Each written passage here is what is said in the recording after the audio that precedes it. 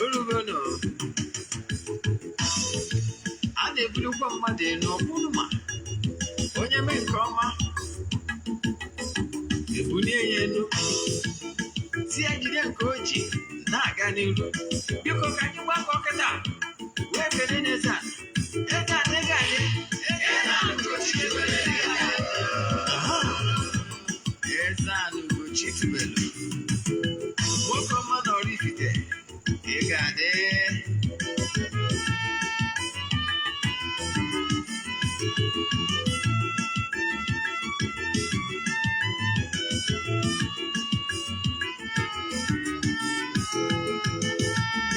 Ọdịnala bụ eziokwu. Ọdịnala bụ ụzọ ndụ. Ị ma na o nwere olu na-eti mkpu na-asị ụmụ Igbo chigharịa, ụmụ Igbo chigharịa. Kwa mbọsị ọ na-eti. N'ụtụtụ na abalị ọ nọ na nkụzi. Eze-ana, Eze-ana Ugochi tubelu. Onye ọma na oraifite, onye mgbasa ozi, ozi ọma ọdịnala gaba n'ihu. Eze-ana Ugochi tubelu, onye ọma na-eje eme ọnụ. Ọdịnala bụ ụzọ ndụ gaba n'ihu.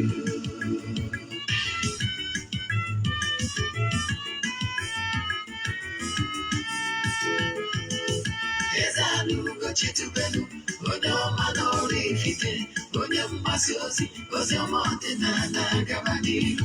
Eze-ana Ugochi tubelu, onye ọma na-eje eme ọnụ. Ọdịnala bụ ụzọ ndụ gaba n'ihu. Eze-ana ga-adị. Ugochi tubelu ga-adị. Ugochi tubelu tempụ ọ ya adị. Maka na eziokwu ọnwa chacha. Ndị ụka eriga anyị front and back. Ndị oche eri anyị front and back. Fadi asị kara aka ghọrọ ụmụ Igbo si anyị rapụ nke anyị na nke feka mma. Buru Baịbụl bịa akwụkwọ akụkọ mepekwa chọọchị fa okoloka adakwa. Mana Ugochi tubelu ekweghị ekwe. Eze-ana si n'ọma mme. Ọdịnala amanwụ ọmanwụ chacha. Oge ọbụla ọ na-eti ọ nọ na nkụzi. Chukwu abịa ma gbaa gị ume. Ọdịnala ya dị. Eze-ana Ugochi tubelu, onye ọma na oraifite, onye mgbasa ozi, ozi ọma ọdịnala gaba n'ihu. Eze-ana Ugochi tubelu, onye ọma na-eje eme ọnụ. Ọdịnala bụ ụzọ ndụ gaba n'ihu. Eze-ana Ugochi tubelu, onye ọma na oraifite, onye mgbasa ozi, ozi ọma ọdịnala gaba n'ihu. Eze-ana Ugochi tubelu, onye ọma na-eje eme ọnụ. Ọdịnala ya dị gaba n'ihu. Eze-ana Ugochi tubelu, onye ọma na oraifite, onye mgbasa ozi, ozi ọma ọdịnala gaba n'ihu. Eze-ana Ugochi tubelu, onye ọma na-eje eme ọnụ. Ugochi tubelu tempụlụ gaba n'ihu. Eze-ana Ugochi tubelu, onye ọma na oraifite, onye mgbasa ozi, ozi ọma ọdịnala gaba n'ihu. Eze-ana Ugochi tubelu, onye ọma na-eje eme ọnụ. Chukwu gozie gị Eze-ana gaba n'ihu.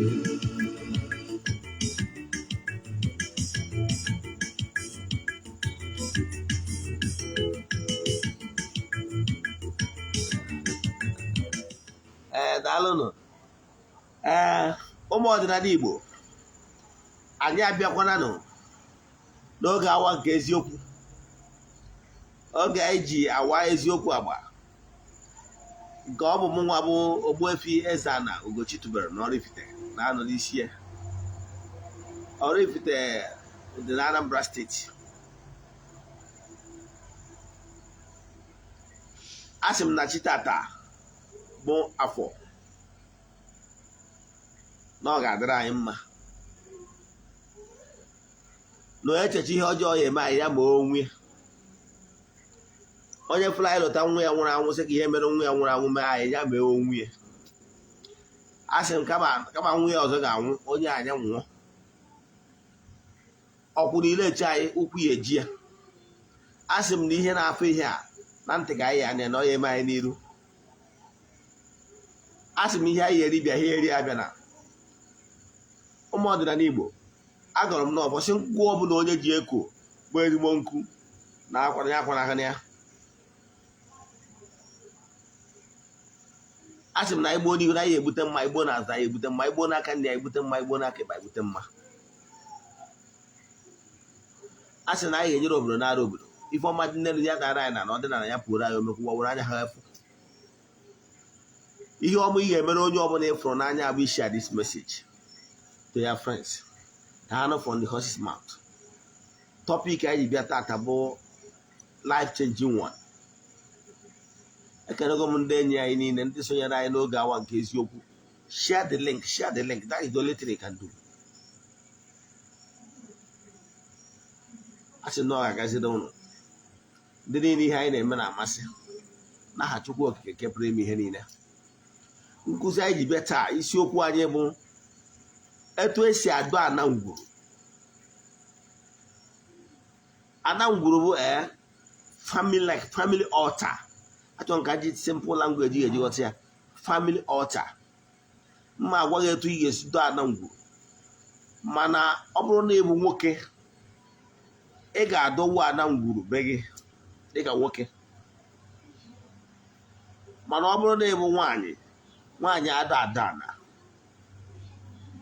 However, nwaanyị nwere ike iseti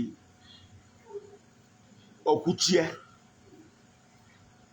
That is nwaanyị adịghị enwe ngwuru, ada akwa ngwuru mmiri na-enwe nwoke kwụ ya n'azụ. Maka ihe nwaanyị ama adụ ana ngwuru na ana compound. Mana nwaanyị ya adọtuwu okwuchie. Seti ọtịa. Ya nwaanyị emewu nke a nke ọma. So ịbụrụ nwoke ma iwu nwoke ma nwaanyị gee ntị nke ọma ka ịghọta ebe ihe ị nwere ike imewu n'onwe gị. Nkụzi nchọrọ ịkụzi taa bụ ofu n'ime nkụzi n'ọdịnala Igbo ngwara gị na nwaanyị ga-ihe emeri onwe gị. Agwara gị na 70% of your spiritual work can be done here by yourself. It's only 30% that dibia can do for you. You got that? So ịdọ ana ngwuru a ma ọ bụ iwube ya personal altar so na ofu that 30%. So na ofu that 70% nwere ike imere onwe gị. Gee ntị nke ọma. I'm sure what you will learn today is a life-changing one that will change your life for good. Ma ọ bụrụ na ị ga-ege ntị ma sonyere m n'ihe m na-achọ ịkụzi taa bụ isiokwu anyị ji bịa n'ụbọchị taa n'oge awa nke eziokwu. Ka anyị duchie obere ahụ na mmiri na-abịa. It's about to rain here. Yes. It's about to rain. So let's do this on time. So, I bear little adjustment in our position. So, the guys will go. Ịba na ọnya bụ isiokwu anyị. Mana before anyị gaa n'iru, taata bụ 19th ka anyị chịkọtara aja anyị na-achụ kwa ọnwa nke ọnwa Ọgọst a. Nke ọnwa Septemba, ọ bụrụ na isonye wuyi na nke a, nke ọnwa Septemba ga-ebido na Septemba 6. Last for 14 days. Emechie na Septemba 19. Ọ bụrụ na ị chọrọ isonye na aja bụ aja, ihe ị ga-eme wu ịchat m na WhatsApp 0805 7837672. Send their prayer request. Then the chat is here na your number 0805 7837672. Then they have to make a donation of token to the account. We get there for another day. I got to that for 14 days the temple. Every day for 14 days. The last day, it goes in. So you have a Masaraka. Then you say, I can't one go swap. I want to go in your now video. I send the Sunday participant everybody. One testimonies in the money on daily basis in Aja. So that he was name. When things are not moving well for you, Abba in a kitty. Name I think you should know what I'm getting for the question. You now one look over and I'll come at 277 or say, your igayota, your igachota, waka, nage meregi. Meaning, no go aboye, toilet in up again. You must do something. Chige wejeriaka, chige wejeriaka, mobile ibutuzo. You must be angry with the condition you are seeing yourself that is not palatable. You must do something. Tough time never lasts, but tough people do last. And what makes them tough is even when the challenges is too difficult, you keep maintain your own stand, never give up. Not giving up is one of the characteristics of great minds. You understand? I got a military adjustment because of family. I don't sit out when they're near. So, Jawa, them. I'm look at what in a fire and I will walk a village. Mana, canceling I will free. No one cares you why develop what it at about Ido-ana. Mark one step by step, everything what he kiss you and again. Where Ido-ana ngwuru ben nage. Ọ bụrụ na nwata nwoke n'ihu diọkpara ọgwa ndị iwu na family na-enwere diọkpara ma diọkpara bụ ndị iwu ndị eriri ha front and back. Ọ bụrụ na n'ihu na n'obi ị nwere ike mee na n'obi gị prepare, mana ọ bụrụ na ebe ị nwere n'obi adịbụrụ accessible, ị nwere ike inwewe access to that place, maybe no very very far from your own family house, then ma ọ ka dị bushy, you might not go there. Ị nwekwara ike ime na ngwuru be nna gị, ọ dịpendị kwuru sibiri ọgụ maka unu sibiri. Ma dịka nsikwu, mana ọ bụrụ na etu unu sibiri adịrọ mma n'ebe ọ ga-abụ Ido-ana ngwuru emewe ya accuse of na-agwọ ọgwụ, then ige ntị nke ọma, ị nwere ike use the method mma agwa gị etu ị ga-esi wee mee personal altar inside their room. Mana ka m bidogoro na ndị nwere opportunity Ido-ana ngwuru na ngwuru be nna ha, maybe n'ihu dị ọbara ma ọ bụ na ọnụ ruru n'okwu imewe ihe kwesịrị ime na ngwuru, that fear of favor. Ihe ị ga-eme bụ jee gbute ogirisi.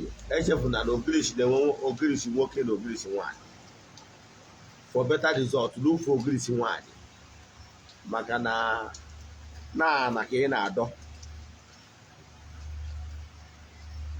adị na bụ nwanyị. So for better result, use ogirisi nwanyị. Akwụkwọ ogirisi agwa m na ogirisi bụ nwoke na nwunye, mana ogirisi nwanyị bụ nke na-aka enwe mbamba akwụkwọ na aka dị mpompo, ya bụ ogirisi nwanyị. Iruo ije gbute akwụkwọ ogirisi, the stem ogirisi, that is aka na ya, a branch. Ọ bụrụ na ogwu ya, the branch. Some branches you can as tiny as this my finger. But catch you over there. You put here a cut wire into pieces of this height. About 5 inches or so. You put here four pieces, 1, 2, 3, 4. ije chọta ọfọ a ga-abụ ọfọ ana gị, ọfọ iji agwa na okwu ọfọ ana, maka na ngwurube nna gị ga-enwe ọfọ.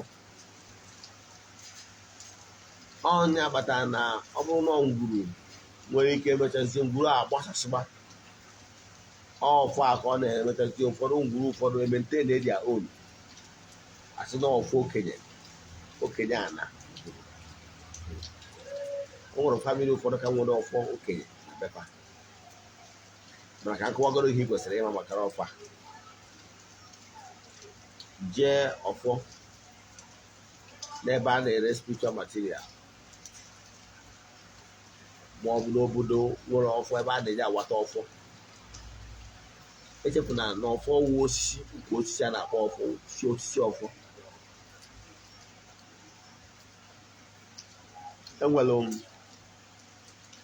Enwere aka n'ọfọ, nwee mgbọrọgwụ ọfọ.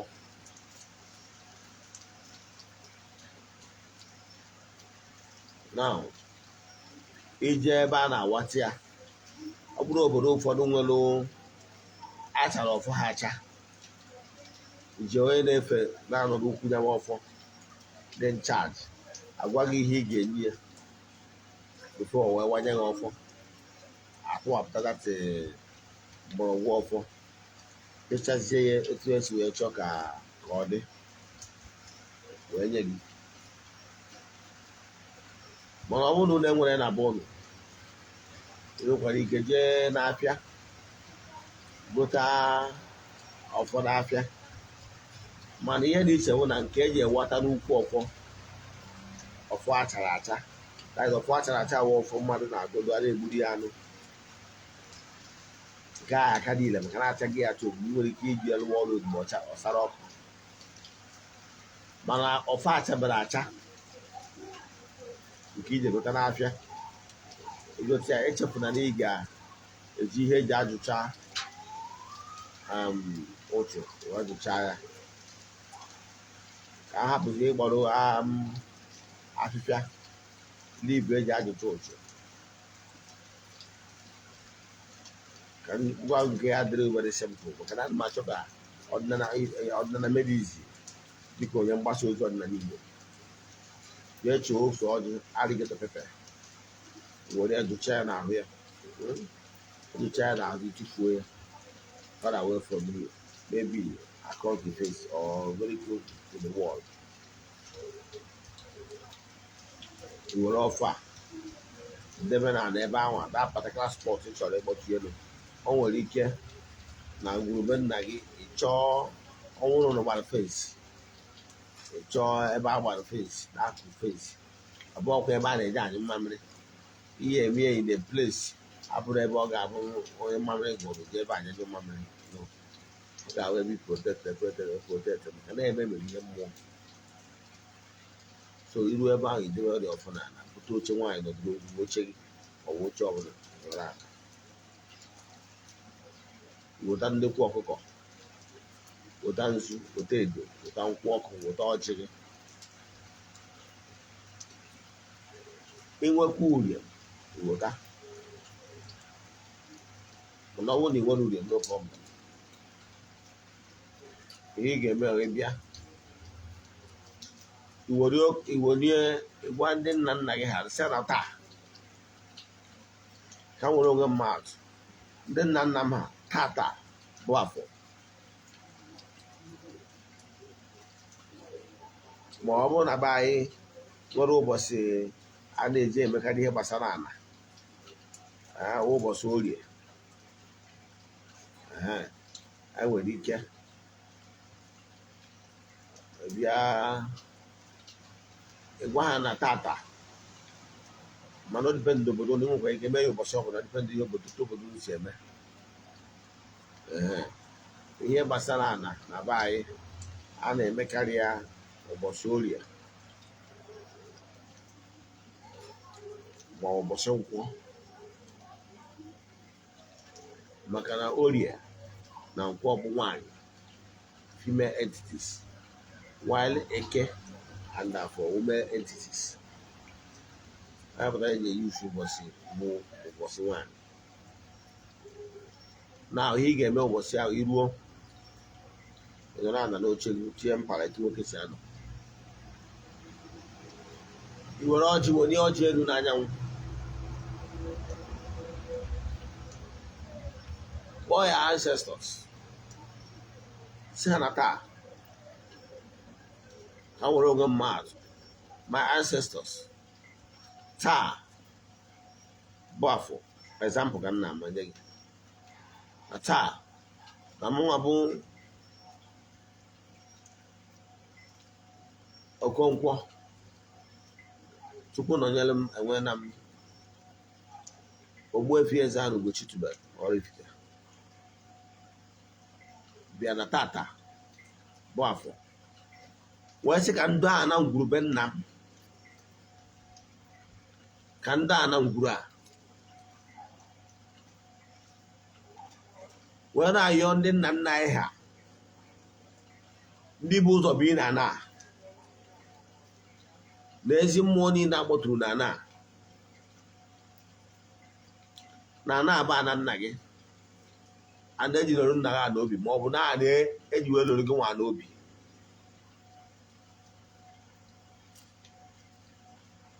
i were na-akpọ ha wụ ndị bụ na ndị egede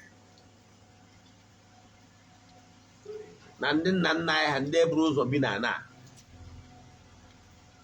ha biko n'ụbọchị taa na gị nwa bụ Chukwu nọnyere m enwe na ma Ogbuefi EZE-ANA Ugochi tubelu na-akpọtu ha n'ụbọchị taa n'ọtaa ka m nwa na-ada ana ngwuru be m taa ma biko nụ kwudorụnụ m na m ekwubie si na ngwurube m a ama ajụwu n'oyi na ọ egbowu n'ọkụ na ndụ m ga-adị bụ m ka ebita m ndụ m ka nka gbuo ọzara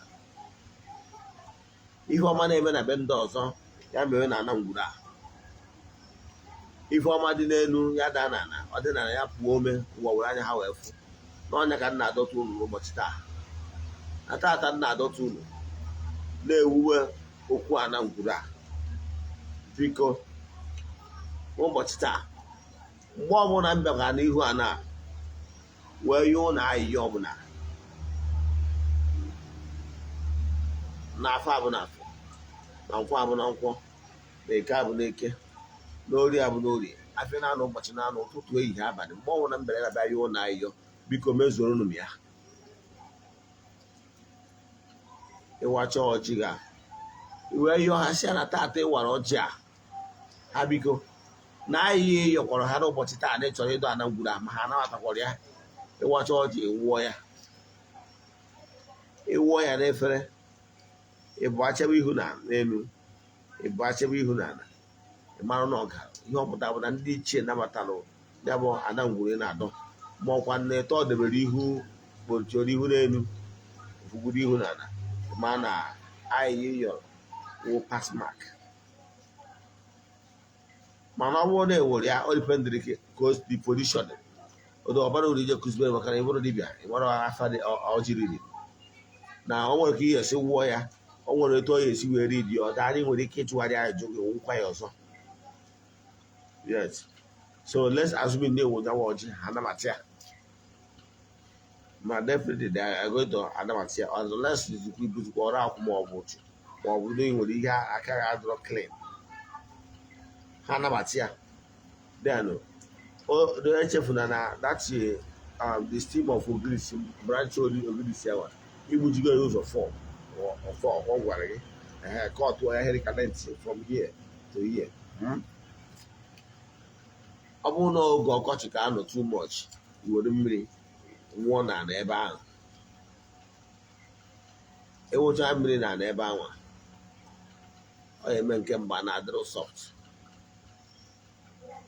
yes so iwere that ogirisi awa na taa ka ị na-ada ana ngwuru a n'afọ abụ n'afọ etu ata awụ afọ omenye n'ime ala onyegide n'ime ala efe dị ka half of it nwere ike banye n'ime ala iweta the second one si na tata bụ nkwọ na nkwọ bụ na nkwọ ka ị na-ada ana ngwuru a runyekwu ya. Ị ga-arụnye ya because ihe ị chọrọ ịrụnye ya bụ ka o nwee 4 corner shape. 4 corner shape, so representing 4 cardinal points. So ihe tinye one etu a, tinye one etu a, ha na-agba kpụrụ etu a. Then the man ọzọ ị ga-etinye eziokwu 2 behind that first 2 itinye. So isi na anyị na nkwọ abụ na nkwọ ebunye erunyecha nke anyị wetakwa the third one si n'ihi na n'ọda ka ị na-arụ ana ngwuru a, ị na-ewu ana ngwuru a, iwere the third one si na eke abụ na eke erunyekwu ya half ya bụ ụfọdụ obere hapụ ya. Weta the last one si na orie abụ na orie ka ị na-adụ ana ngwuru a fe na anụ ụbọchị na anụ ifuru erunyego ngo 4 corner. That is like a square. Imesịa iwere ọfụ awa ịwachiri echefukwana ya ajụsụ ọfụ ajụcha, iwere ọfụ awa debe in front of that ebirisi na erunya. Iwe weta nzugwu okpo n'aka mmadụ nzu ama ama unu na taata ị na-akpọkwu ndị mbụ na ndị egere ndị tọrọ nta na ngwurube nna gị ha bịa ma nzu. Onye akpọrọ echefukwana ikwu okwu a, onye akpọrọ ga-akpọ ibia nke tụọ ha nzu na afọ abụ na afọ ma atụrụ nzu na afọ abụ na afọ. Echefukwana inwe weta nzu ọnwụ na ị nwere mọtụ inwe ike ime isi nyere edo nwere ọkwa nzu nwere ike imesikwa ha na-arụ ọrụ ma ọka tụọ iche iche depends. Na-atụ ha nzu na tata na-atụ ha na nkwọ abụ na nkwọ, na-atụ ha na eke abụ na eke, na-atụ ha na ori abụ na ori. Mechi ọkwa nzu tụrụ ha sị na anọ ya edoru gị na afọ abụ na doru na nkwọ abụ na nkwọ, doru na eke abụ na eke, doru na ori abụ na ori, tụkwa nzu. Imechaa ya were hot wee tụrụ ya nzu wee sị ha gbata hot na short. Isi anyị na-enye ha nkwụ afọ abụ na otusakpọm na nke izi ahụ ya na-enye ụlọ nzu nkwụ na nkwụ abụ na nkwụ otusa na second one. Adụ enye ụlọ nkwụ na eke abụ na eke saa the third one. Adụ enye ụlọ nkwụ na ori abụ na ori saa the last one. Tinye ya adụ enye ụlọ ihe iji agwazi ha bụ adụ enye ụlọ nkwụ ka ike gbere dị ụlọ wee na-alụ ma ọrụ mee ka na-apụ ọkụ. Imechaa ya isi ha nnọọ weruzie nnekwu ọkụkọ anyị ji wunye ya nnu anyanwụ wee sị ada ụbọchị taa n'ọkụkọ ana ka ị na-egburu ha, n'ọkụkọ ana ka ị na-egburu ha, n'ọkụkọ a ka ihe establish new covenant na ana ngwuru a na ngwurube ya na ọ ma ajụgbu n'oyi na onye gbo ụkwara n'ọkụ na ndụ oge adịka nka egosibazie ihe ọma dị iche iche chọrọ ka ọ na-eme na ngwurube gị echicha aja niile. Were nnekwu ọkụkọ anyị gbuo ya ibepụkwanye olu completely. Yes, ịga ihe mana just ịkọtụwana the pipe tọtụwana ya oruzie ọbara ma fesa na n'ebe ahụ ụzọ ebe ị na-ahụ na ekirisi na-ahụ ide were fesa na ọfọ ahụ. Ime ihe ndị ahụ ihe eme within 2 minutes imesizie ya tụpụ dị ọkụkọ ya afụ dịka dị ọkụ na jump na asọmasọt. Then ịkọwasịrị the reason of ọkụ abụrụ ihe m ga-ekọwata ya nkwanye dị nke iche. Mesịa ya echefu na ụbọchị ị na-eme ya na ị ga-enwe ihe dịka obere ji ị ga-agbanye wee sinye na ya bụ ọkụkọ. Ọ ntụse na ị na-esiri ha bụ ndị ana ị na-esiri ha ite mmụọ onye na-agbọtụ na ana na ndị nna nna ha ndị enyi na ana ị na-esiri ha ite n'ụbọchị taa ha akwụdoro gị ka ịpụta ihe ka ide ude ga-esi ya bụ ọkụkọ. Echefukwana ya bụ ọka isichaa ya mmanụ agha abakwa ya ị ga-etidewe ebe a bụ nnu magi little pepper ka o wee nwee test maka na o nwere ndị ya bụ ọ bụ na itinyere ose asọ na-alụ ha agbụ for that reason tinye pepper. Now ọ bụrụ na oge iwerezie ji gị tinye na ya, ọ bụrụ na oge ka ihe esi mana ji ghere iwere ike were mma dụọ ji ahụ afụ na ji eghego ji ga-ana tọdụwọda ọ ga-eghego were efere kụrụ isi ya ụkwụ ya kụrụ liv ya na obi ya at least ịkụrụzie ji ọ depende ha kwantiti nwere ji nwere ka ọ gwere ofe ibe ji hapụ ofe ibe ji no problem as the spirit leads vitamin ụdị ji ihe were ịrụzie ebe ahụ etinyelụ akwụkwọ ahụ ebe anyị dọ n'ala inwe ka were akwụkwọ ogiri sitebe na ebe ahụ ịwara etichara ya wee walụ ha ọjị chepụtara ịwara ọjị wee dekwara ha na akwụkwọ ogiri si ahụ wee sị ya ndị ana na mmụọ inu na na ngwuru agha dị ụlọ ụlọ igbo wuo n'ọkụ na ya bụ ọkụ igburu ha iji wee daa ala na ya bụ ọkụ eghena were isi tikwara ha na akwụkwọ ogiri si anyị debe were ụkwụ ya na tinye were obi ya tinye si ha ka obi olu gị na ha bụrụ otu imesizie ya ihe ọzọ n'idiri ihe imezi bụ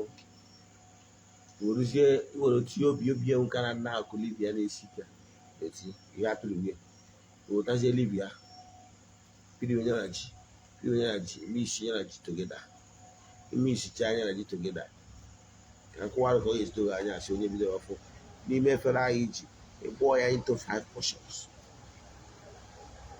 You wear the first portion tii na sani na-enye ha nri na tata bụ afọ abụ n'afọ nwunye n'ebe a ịda agwụ ihe n'ebe anyị dewere akpọ ogidi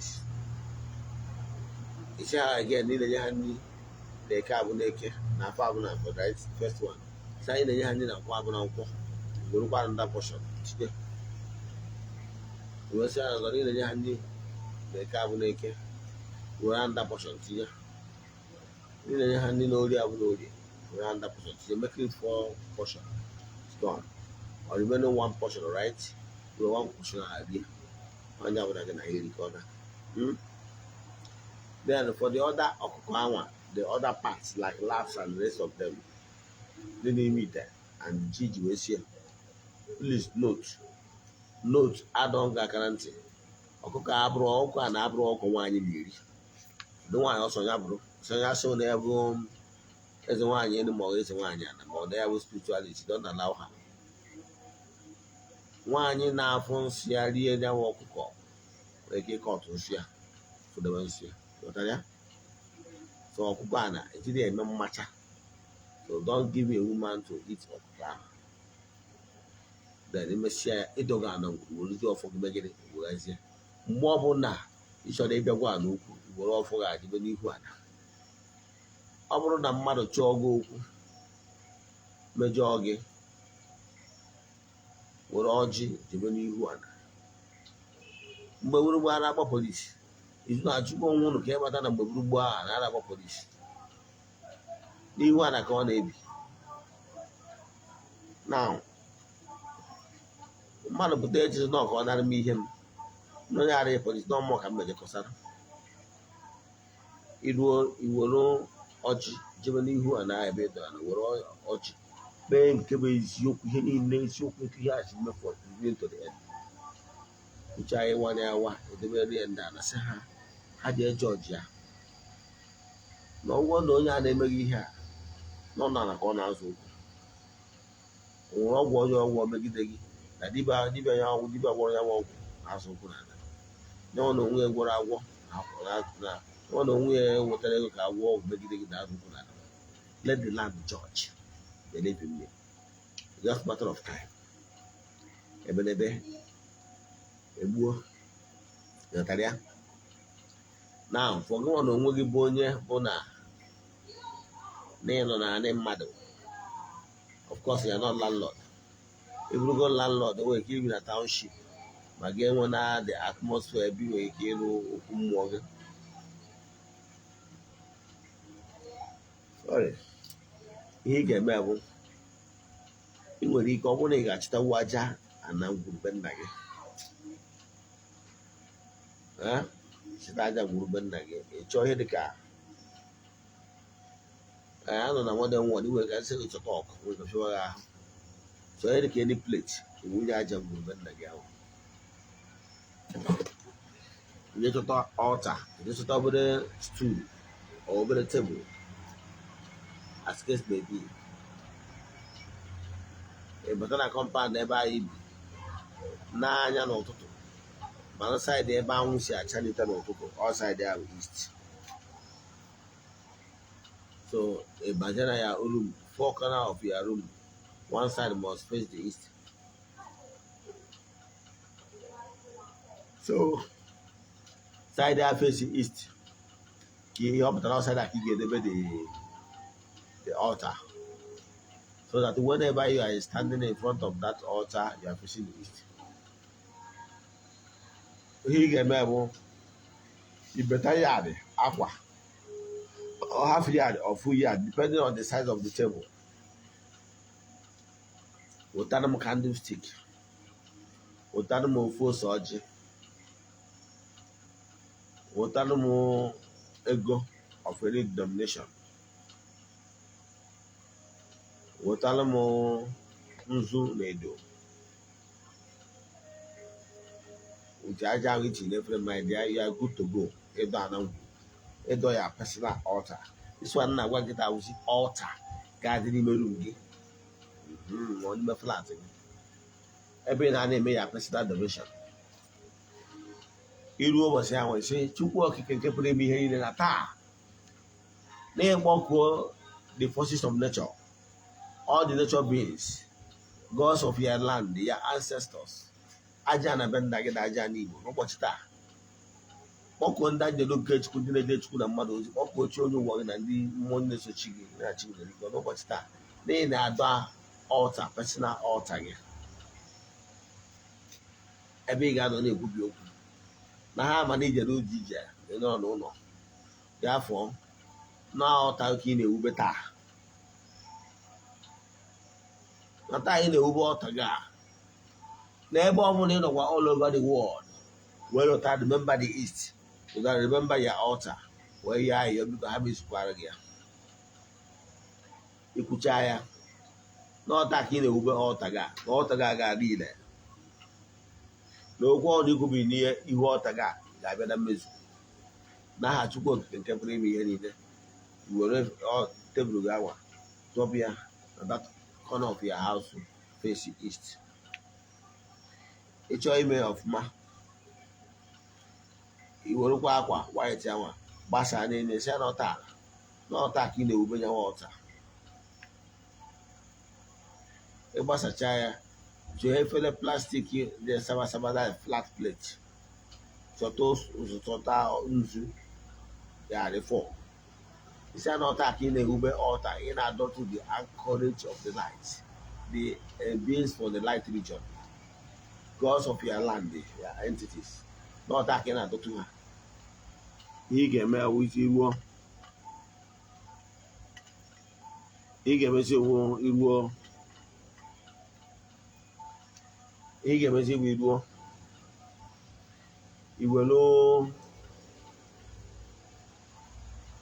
iwere ose ọjị iwere sọdị nzu na taa ka ị na-adọtụ entities of powers all the 4 cardinal points na taa na afọ abụ na afọ were ofu nzu tinye mefere ahụ na afọ abụ na afọ wetakwa ọzọ si na taa ka ị na-adọtụ ndị ana na entities of powers anchorage of the light n'ọta ka ị na-adọtụ ya na nkwa abụ na nkwọ idewe opposite ya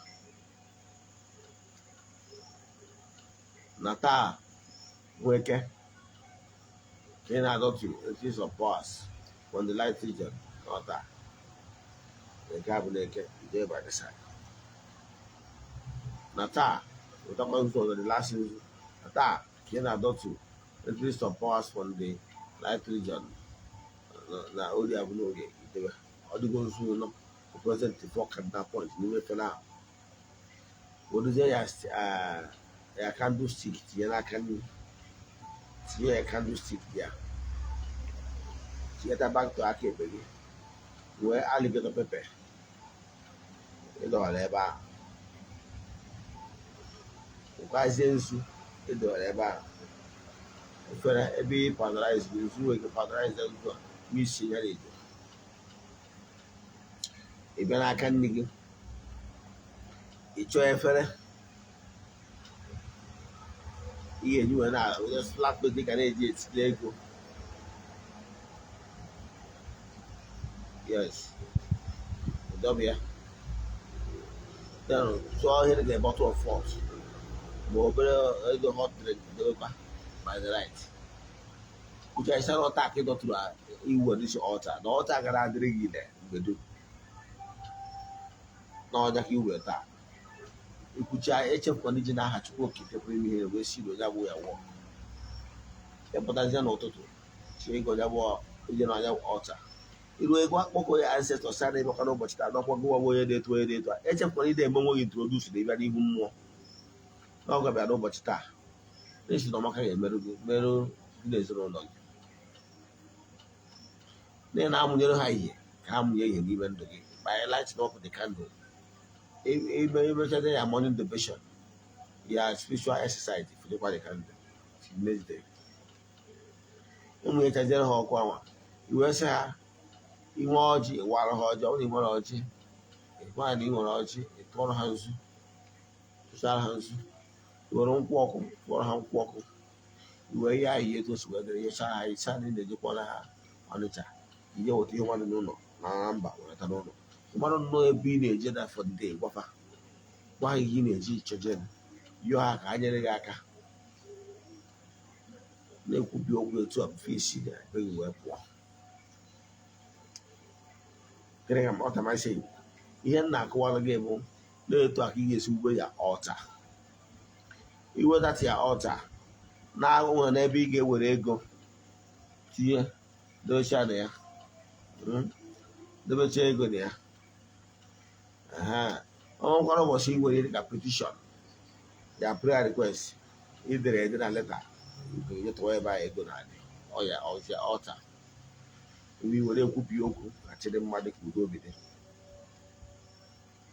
ọhịa kwesịrị ịma gbasalụ ịdọ ọta ebe ọzọ ịtụọ ma aja na be nna gị tụọ ya nzu mgbe ya atụkwa nkwụ ọkụ etụkwa ya nkwụ ọkụ imebe etu a ụfọdụ ụlọ ịkụwara gbasara spiritual exercise akụwago m the importance of spiritual exercise now ị nwere ike ọnwụ ha na nwere conducive environment where you can set up your altar please do ọ dịzikwa mma na ọnwe ka ọ dịzikwa na ị nwere ebe ya adọbịa maybe ya squatting with somebody to avoid the person accusing you of something wrong onye mara then ọtụrụ na-esesi na akụwa na onwe gị maka na onye biri ụlọ mmadụ ada akụ flawa ahịa ka ị kwesịrị ịma ime ihe a na-agwa gị wee taịm iji abịa agodo mmụọ ihe awa okwu mmụọ dị ya ka ị mere stọt dị ga na-akpọ okwu mmụọ ma Okwu-ana ma ọlta ihe ọbụla so ime ha anya ihe afọ na things will start getting better for you. Ordinary is not magic, but the sincerity you have, you take to embrace it. We bring good to you. Share what video improve on my YouTube channel, Ogbuefi EZE-ANA Ugochi, or on my Facebook page. You can watch it in detail. In the next video, don't want to do an uncle or cousin to go. Ma ọ bụ ihe ọbụla na-agbagwoju anya ọdịnala Igbo ma ọ na-echọ ka agbara ya family send them message na WhatsApp 0805-7837672. I call again 0805-7837672. N'aha Chukwu Okike nke pụrụ ime ihe niile ka a rabụ ndị niile bịara under the influence of my voice n'ụbọchị taa ndị ọ na-anụ ọkụ n'obi ka ha mee implement maka ọdịmma nke ha. May they receive favor. May they receive this support they needed. May they be productive. May let there be miracle upon their lives. That has to go to It's I have a YG. achịkọta n'ụbọchị tata. Echefuna, tomorrow 8 o'clock anyị ga-abịakwa with interesting topic. Ya ga-ese n'ọfọ.